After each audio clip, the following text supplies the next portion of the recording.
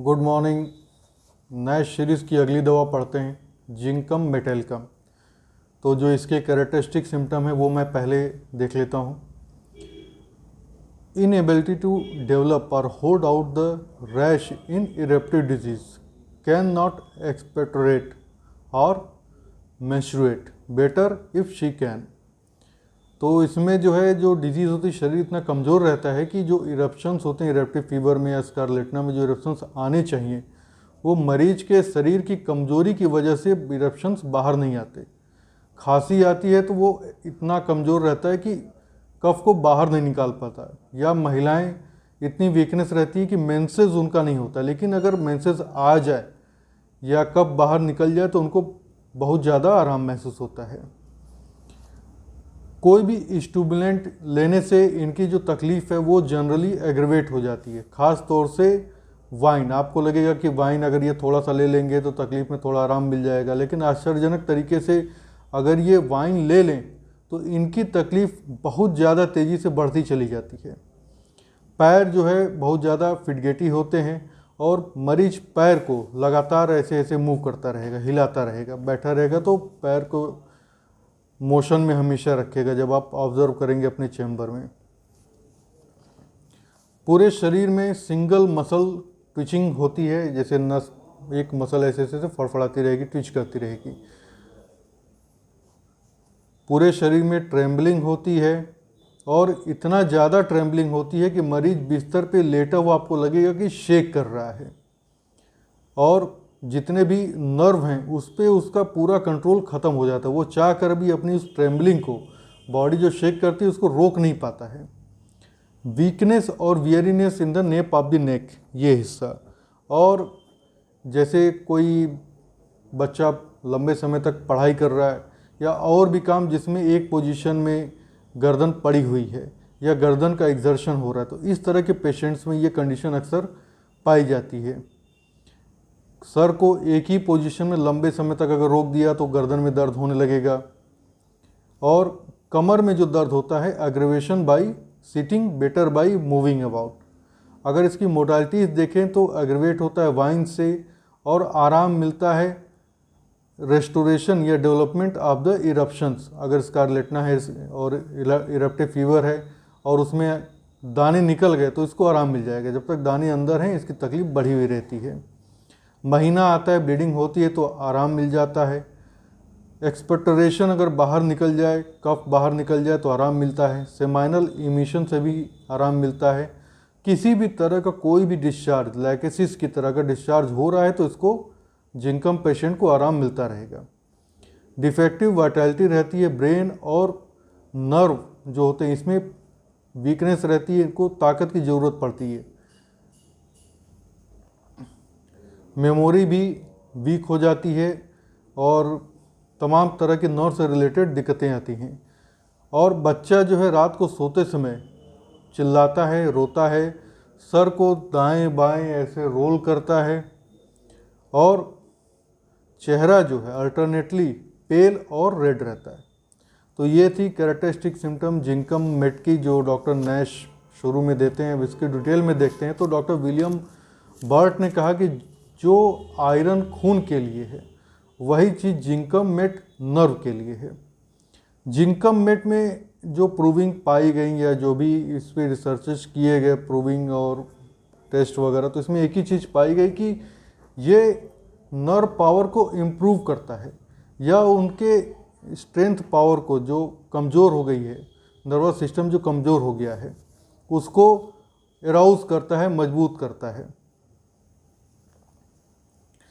जो नसें इतनी कमज़ोर हो गई हैं, जो अपना जो काम है उनका वो कर नहीं पाती हैं, जो फोर्स या जो फंक्शनल नेसेसरी होता है हेल्थ के लिए नसों में, वो कमज़ोरी नसों में रहती है, जिसकी वजह से मरीज बीमार रहता है। या जिंकम मेट इस कंडीशन में नर्व्स को स्ट्रेंथ या पावर देती है ताकि वो जो डिजीज़ है मरीज के शरीर में उसको बाहर निकाला जा सके। फॉर एग्ज़ाम्पल, जैसे अगर किसी को स्कारलेटना हो गया या इरप्टिव फीवर हो गया और दाने ठीक तरीके से नहीं निकले और मरीज बहुत कमज़ोर है, हालांकि ख़ास तौर से जब मरीज इतना ज़्यादा वीक रहता है कि दाने निकलते ही नहीं हैं, और जनरल डिप्रेशन की वजह से भी, वीकनेस या जनरल डिप्रेशन की वजह से, जो जनरल डिप्रेशन आप कैसे ट्रेस करेंगे, उसका पल्स बहुत वीक रहता है, इंटरमिटेंट रहता है, पल्स इतना वीक रहता है कि आप उसको ट्रेस भी नहीं कर पाएंगे। तो ऐसी कंडीशन जहां जनरल डेबिलिटी या वीकनेस की वजह से इरप्टिव फीवर में इरप्शंस नहीं आए, आप अगर जिंकम मेट देंगे तो वो कंडीशन ठीक हो जाती है। इरप्शंस आ जाते हैं, मरीज को बेटर फील होता है और फिर वो ठीक महसूस करता है और धीरे धीरे ठीक हो जाता है। और भी दवाएं हैं इस कंडीशन में, जैसे आपकी क्यूप्रमेट है, लेकिन क्यूप्रमेट में क्या है कि जो इरप्शन होते हैं वो सप्रेस्ड होते हैं एक्सटर्नल कॉज से, जबकि जिंकम मेट में वो इरप्शन मरीज की कमजोरी की वजह से या तो निकलते ही नहीं है, या निकलते भी हैं तो फिर से वापस रिसीड कर जाते हैं, क्योंकि मरीज के अंदर ही इतनी शक्ति नहीं रहती कि वो इरप्शंस को बाहर निकाल सकें। अगर आप सल्फ़र की बात करें, इसमें एक दवा और है सल्फ़र, तो सल्फ़र में सोरिक कॉजेज ट्रेस होंगे। अभी ये जो कमजोरी है तो ये सिर्फ इरप्शन में भी नहीं, और भी कंडीशंस में आपको मिलेगी, जैसे कि अस्थमा। मरीज क्या है, अस्थमा आ रहा है तो मरीज इतना कमज़ोर रहता है कि वो कफ बाहर निकाल ही नहीं पाएगा, लेकिन अगर वो किसी तरह से थोड़ा सा कफ निकाल लिया तो उसको बहुत बेटर फील होता है। यही चीज़ यंग गर्ल्स में है जो जिनको मेंसेस आता है, तो उनको मेंसेस आएगा ही नहीं, लेकिन अगर किसी तरह से वो इतनी वीक रहती है कि मेंसेस नहीं आता, लेकिन अगर किसी तरह से उनको मेंसेस आ गया, थोड़ा सा ही या ज़्यादा आ गया, तो उनको बहुत बेटर फील होता है। इसमें एक दवा और है, वो है लैकेसिस। स्टिमुलेंट की बात करें तो किसी भी तरह का स्टिमुलेंट जिंकम पेशेंट बर्दाश्त नहीं कर पाता है, ख़ास तौर से वाइन। आपको लगेगा कि यार थोड़ा सा वाइन ले लेंगे तो आराम हो जाएगा। आमतौर पे वेस्टर्न कंट्रीज़ में या हमारे साउथ इंडिया में वाइन्स का प्रचलन बहुत ज़्यादा है, तो आपको ऐसा लगेगा, लेकिन उनको आराम नहीं मिलता, बल्कि आश्चर्यजनक तरीके से उनकी सारी तकलीफ़ें और ज़्यादा बढ़ जाती हैं। इसमें और भी दवा हैं, जैसे ग्लोनाइन है, लेडमपाल है, फ्लोरिक एसिड है, एंटिमक्रूड है, लेकिन डॉक्टर नैश ने जिंकम मेट को इसमें सबसे ऊपर रखा है। सबसे पहले नंबर 1 पे जिंकम मेट आता है। कभी कभी एक्किंग पेन होता है या वियरीनेस होता है यहाँ पर नेप ऑफ द नेक में, इस तरह का दर्द होता है जैसे आपने एक ही पोजीशन में गर्दन को बहुत देर तक रखे रहा और उसके बाद जो दर्द होता है, उसी तरीके की फीलिंग जिंकम मेट में होती है। या रियलिटी में आपने गर्दन को एक पोजीशन में रखे रहा, उसके बाद दर्द हो गया, तो जिंकम मेट आती है। जैसे बच्चे हैं तो ऐसे झुक करके लिखते हैं, या बहुत ज़्यादा बैठ करके पढ़ाई करते हैं, या किसी भी तरह का एक्सर्शन जो गर्दन से रिलेटेड होता है, तो गर्दन में दर्द है, नेप ऑफ द नेक में दर्द है, तो ये नर्व वीकनेस है सर्वाइकल रीजन की। कमर की बात करें तो जो कमर का दर्द होता है वो एग्रेवेशन बाई सिटिंग होता है। मरीज बैठा रहेगा तो उसको कमर में दर्द बहुत तेज होगा, लेकिन उठ के चलने लगेगा तो उसको आराम हो जाएगा। इसमें आपका रस्टॉक्स रिजेंबल करता है, आप रस्टॉक्स के बारे में सोचेंगे, लेकिन रस्टॉक्स में क्या है कि जनरली वो मोशन से आराम मिलता है, जबकि जिंकम मेट में केवल जो कमर का दर्द है वो मोशन से आराम मिलता है। इसमें आप पल्सिट्ला के बारे में भी आपके दिमाग में आएगा कि पल्सिट्ला क्यों नहीं, तो पल्सिट्ला का जो कनेक्शन है कमर का दर्द का वो है मेंस्ट्रुअल इरेगुलरिटीज से। मेंसेस इरेगुलर रहते हैं, ऐसी लड़कियों में अगर ये सिम्टम है तब आप पल्सिट्ला दे सकते हैं। इसके जो क्लोजेस्ट रेमेडी है वो है कोबाल्टम।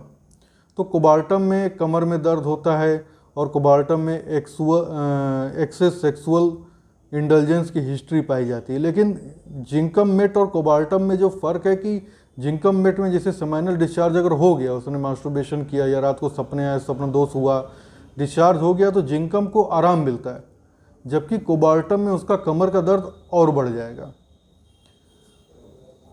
पैरों में ये जो नर्वस वीकनेस है, तो पैरों में भी ये insistent violent fidgety feeling in the feet. पैर में एक फिडगेटी फीलिंग, बेचैनी हमेशा महसूस होती है, खास तौर से केवल पैर नहीं कह सकते, पूरा लोअर लिम्ब। और मरीज इतना बेचैन रहता है कि हरदम उसको मूवमेंट करता रहेगा, पैर को ऐसे ऐसे हिलाता रहेगा। जब आप बैठेंगे देखेंगे तो उसका पैर कॉन्स्टेंटली मोशन में बना रहता है। एक चीज़ और है इसमें कि child repeats everything said to it. तो इस कंडीशन पे तो बहुत से केसेस ठीक हुए, बच्चे से जो आप बोलेंगे वही चीज़ वो दोहराता है।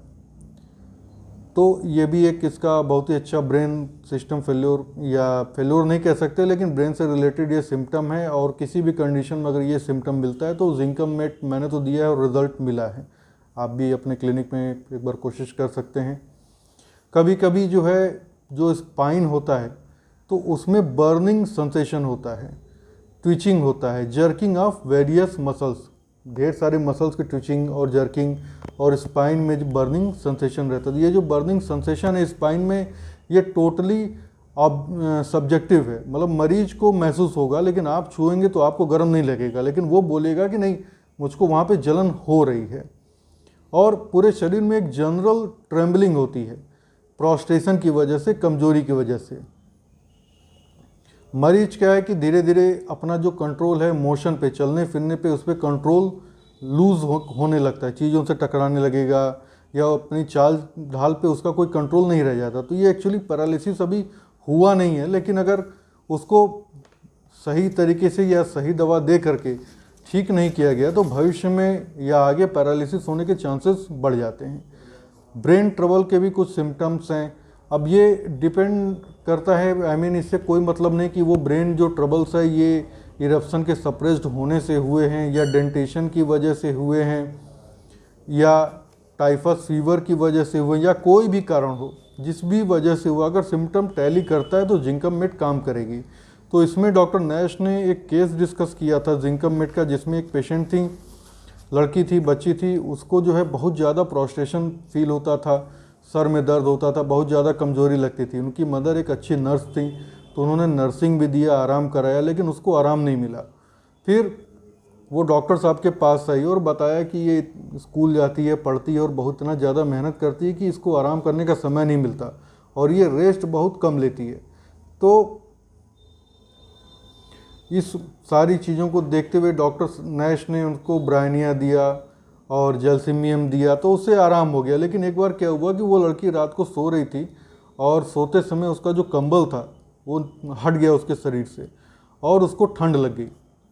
अभी ठंड लगने के बाद क्या हुआ कि उसकी तबीयत फिर से बहुत ज़्यादा ख़राब हो गई और पहले से कहीं ज़्यादा ख़राब हो गई। जो सेकेंड फेज़ था वो ज़्यादा वर्स कंडीशन में था, आँखें ऊपर चली गई और धीरे धीरे जब समय बीता, महीने डेढ़ महीने बाद, तो हिप्पोक्रेटिक फेस, उसका चेहरा एकदम सूख गया था, बॉडी में हाथों में ट्रेम्बलिंग होने लगी थी और बिस्तर पे लेटे रहने पे भी इतनी ज़्यादा ट्रेम्बलिंग थी कि उसको दो लोग पकड़ते थे। पल्स उसका बिल्कुल भी वीक, एकदम वीक था, एकदम से ट्रेस करने लायक नहीं था, इतना वीक था और इंटरमिटेंट था। तो ये सारी कंडीशन देख करके डॉक्टर नैश को लगा ये बात कि ये ब्रेन पैरालिसिस की तरफ जा रही है पेशेंट, और उन्होंने उसको, डॉक्टर ने जिंकम मेट 200 दिया और वो पेशेंट पूरी तरह से ठीक हो गई कुछ दिनों में। तो ये इम्पेंडिंग ब्रेन पैरालिसिस का केस था जो कि जिंकम मेट 200 से पूरी तरह से ठीक हो गया। तो ये थी जिंकम मेट डॉक्टर एबी नैश से। Thank you.